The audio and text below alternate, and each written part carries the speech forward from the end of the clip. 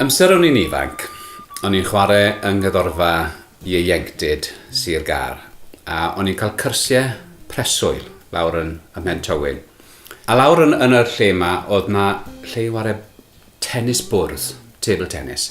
Ac o'n i wedi colli'r peli, ac o'n i moyn, o'n i'n gwybod ble o'n nhw'n cadw'r peli, a dylwn ni fod wedi mynd at yr athro a gofyn, oedden bosib i fi gael pel ar gyfer y tennis bwrdd, os gwelwch yn dda.